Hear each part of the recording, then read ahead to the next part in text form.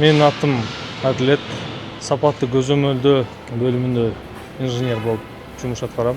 Эмне кандай материал болбосун объектке келип түшкөндөн кийин контроль качествоны бир сыйра өзүбүз текшеребиз. Темир болсун, уголок болсун, газоблок, келген дээрлик баардык материалды бизден өзүбүздөн өтөт да.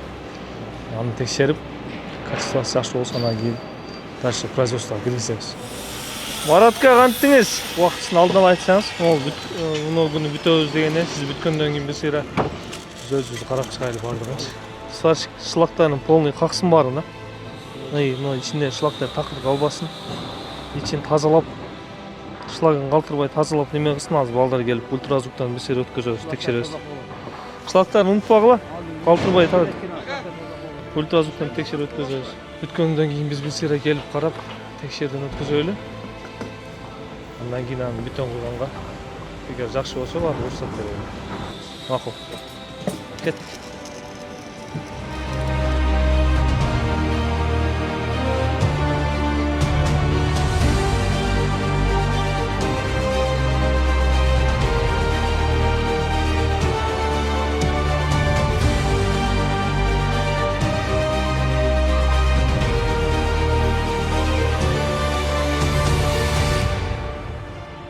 Котлован казылгандан баштап эле биздин көзөмөлдө болуп кете берет. Себеби могу котлован казылып башталды, анын грунтту анализге алабыз, грунт анализи кандай чыкты, анализ чыккандан кийин аны утрамбовка кылабыз, подбетонка алабыз, подбетонканын үстүнөн гидроизоляция, ошондой этап менен контролдо кете берет алчы.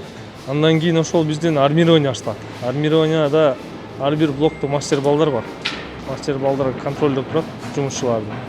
Ишин по проекту кетип атабы, ошонун баарын байкап карап турушат. Мастер баладан кийин ошол өзүбүздүн прорабтар жумуш аткарат. Алар прорабтар, технозорлор деме бар. Независимо биз алардан, биз барып өзүбүз текшеребиз аларданчы. ОТК ошол барып текшерип, алардын качествосын карап, анан биз уруксат бергенден кийин дальше уже заливка бетон куюу иштери башталып кетет. Объектибизде 5 бетон завод бар. Анын бетондун качествосын да биз өзүбүз көзөмөлдөйбүз. Биринчи бетон чыгараардан мурун бизге келген сырьё песок, щебенка, цемент, баардык отсев бизден өтөт. Ал дагычы өзүбүздүн лабораторияда песокту дагы, щебенканы, цементти дагы испытание кылып ал жерден текшеребиз. Эгер качествосы жакшы болсо, РБУга добро беребиз, алар ошол материал сырьёну колдонуп бетон чыгарышат. Азыр кыш мезгили болгон үчүн суукта. Суукта бетон алуу дагы бир оор жумуштардын бири да. Бетон заводдон канча температурада чыкты, колдонуп аткан суубуз жылуу, бетон чыккандан кийин температурасын көзөмөлдөп бул жакка келет. Куюла турган объектке келет. Ал жерде дагы подвижность текшерилет бетондунчу. Мисалы, перекрытияда болсо, перекрытияда баарын зымдар менен, жылытуучу зымдар менен тартып чыгабыз. Куюлган бетонубуз жылып туруш керек, себеби кыш мезгилинде тоңуп калбаш үчүн. Бетондо жанакындай гидратация деген нерсе бар да. Гидратация бул ошол токтоп калса, бул бетон тоңуп калат. Ошол гидратация токтобош үчүн жылытып турабыз. Анан бетон колонна, перекрытие кайсынысы болбосун, мисалы колоннага бетон алып бүттүк. Набор прочности бетона деген бар, ошо бетондун немеси. Ошого карап бетон чечет барчы, опалубкасын алгандан кийин анан биз дагы келебиз дагы бетондун прочностун текшеребиз өзүбүз дагы ушул жердечи. Башынан баштап аягына чейин ошол жерде неме кылабыз, бетондучу контролдоп турабыз. Бул колдонуп жаткан аппарат молоток Шмидта деп коет. Официальный аты склерометр. Бул ушул куюлган бетондун кандай десем, каттуулук даражасын текшеребиз. Андан кийин канча процентке могу неме бетон катыды уже пайызын көрсөтүп берет. Өзүнүн коэффициенттери бар. Анан коэффициенттерине биз өзүбүз калькулятор менен бөлүп, коэффициенттерин чыгарып, ошол монун бетондун прочностун чыгарабыз.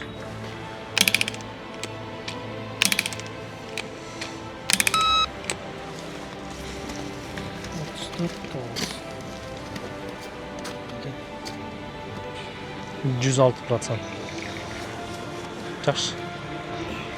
Кеттик. Бул азыр көрсөткүч 106% көрсөттү бизде.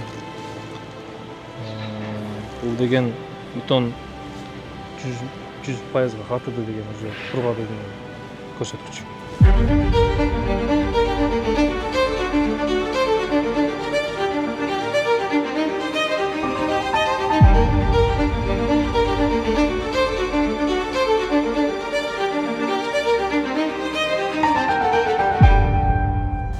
City IT шарчасынын өзүнүн ички лабораториясы болуп эсептелет. Бул оборудованиялардын баары ошол келип жаткан бизге материалдардын сапатын, бизден өзүбүз өндүрүп жаткан бетондун сапатын, ушунун баарын ушул жерде көзөмөлдөп текшерип, контролдоп турабыз. Бетон алган жайда ошол атайын өзүнчө бир кубиктерди алабыз. Аны өзүнүн атайын сактоочу бөлмөбүз бар бул жакта. Аны сактап, андан кийин 7 күн, 14 күн, 28 күн болгондо ушул аппараттар менен бетондун катуулук даражасын, прочностун көзөмөлдөп турабыз бул аппарат мененчи.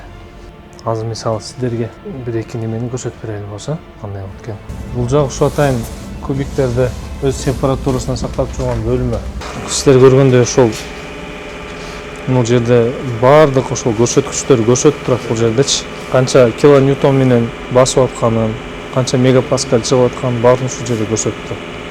Мондой текшерүүнү ар бир бетон алган моментте өзүбүз кубиктерди алып, өзүбүздө сактайбыз. Мамлекеттик контролдоо лабораториясына дагы бир бөлүкчөсүн, анан өзүбүзгө дагы бир бөлүкчөнү алып, бул жерде өзүбүздөн дагы текшерип, андан кийин ошол лабораторияга жөнөтөбүз ал жакачы. Бул ошол текшерүүнүн натыйжасынан чыккан көрсөткүчтөр. Бул 460 килоньютон нагрузка, могу 43,7 мегапаскаль деп коет. Ушунун натыйжасын алып, биз анан өзүнүн коэффициенттери бар, ошолорго бөлүп, көбөйтүп, өзүнүн катуулук даражасын чыгарабыз бул жерде. Бул аппарат цементтердин качествосын текшерүүчү аппараттардын бири. Могу экинчи аппараттар дагы бар. Ушулар дагы цементтин качествосын ушул жерде баарын ушул жерде көзөмөлдөп текшерип турабыз. Бул биздин ситалар, бизге ошол бетонго келген сырье, шебень фракцияларын ушул жерден көрөбүз. Фракцияларын ушул жерден текшеребиз. Песокторду текшеребиз. Дроблениясы канча, фракциялары канча, ушунун баардыгын ушул ситадан өткөзүп, андан кийин бул аппаратыбыз дагы ошол жанакы көрсөткөн цементтин текшерүүчү аппараттын бири бул дагычы. Бул печь, ошол немени кургатат, песокту келген песокту кургатат да, ушу текшерип турган аппараттын бири. Бул дагы ошол бетонду текшеребиз, цемент текшеребиз, бул универсальный ошол. Баарын бул жерден да текшерсек боло берет. Бул аппаратыбыз бизге келген арматуранын сапатын текшерет. Арматуранын бири-бирине плавный сваркаларды ушул аппарат текшерет. Натыйжалар ушул жерде чыгат. Бизге келген сырьелорду бетонго кошулган шебень, песокторду мондой фракцияларга бөлүп, ушул жерде детально текшеребиз. Азыр балдар бөлүп койгон. Могу жерде сиздер көргөндөй биз колдонуп аткан песоктун дроблениясы, фракцияларын ушул жерде баарын ушундай жол менен текшерип өткөзөбүз. Бизге келген материалдардын баарын текшербесек, анда куруп жаткан үйлөрдүн сапаты начар болмок да.